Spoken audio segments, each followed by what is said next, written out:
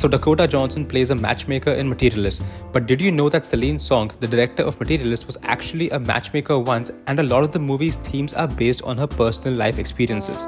So Celine gained prominence with her debut directorial Past Lives, which was nominated for Best Picture and Best Original Screenplay at the Academy Awards. The film was praised for its layered narratives and cultural significance, and well, now she's back with Materialists, which also, like Past Lives, is somewhat a love triangle. The movie has been getting quite a lot of hype, but how does it stack up? Well, let's go ahead and find out.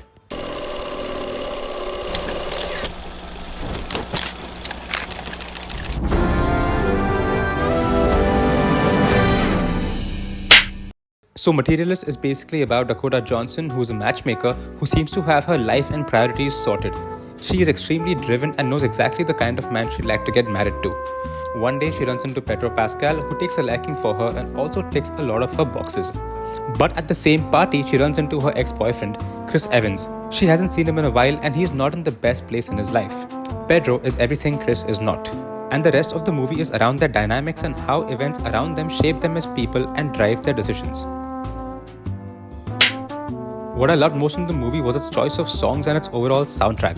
The movie has picked some great tracks for its various scenes, and the background score flows so seamlessly with the various scenes that it almost uplifts them. Definitely among the best use of music in a film in the past couple of decades. Next, the cinematography. The movie is shot on film just like her previous movie Past Lives, and I feel this was a great choice. The feeling of film really stands out and adds to the overall vibe of the movie. Just like Past Lives, a major strong point of this movie is the writing. What I loved most about the writing is that it's extremely layered and various character traits or events are revealed to the audience subtly at different intervals. This makes you really work towards dissecting a character better and really helps you connect with them. And as the audience, you really feel involved and engaged.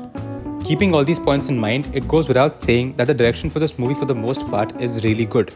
Celine weaves the stories really well for a good chunk of the film. Now speaking of the actors, the actor that stood out the most for me from the main cast was Pedro Pascal. He portrays his character with finesse and brings out the intended reaction from the audience.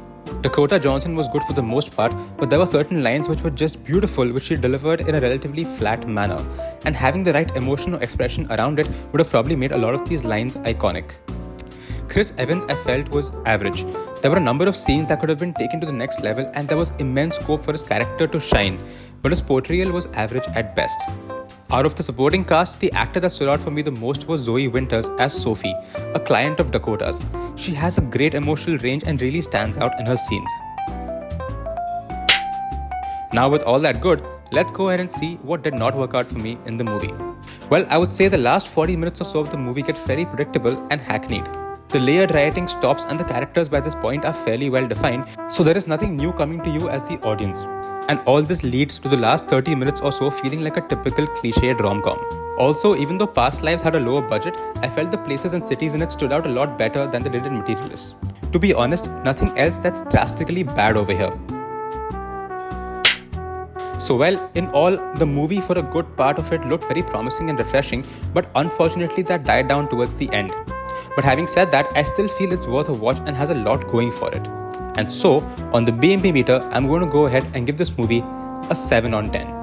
Have you watched the movie yet? Well, if you have, then please go ahead and drop in a comment and let me know what you thought of it.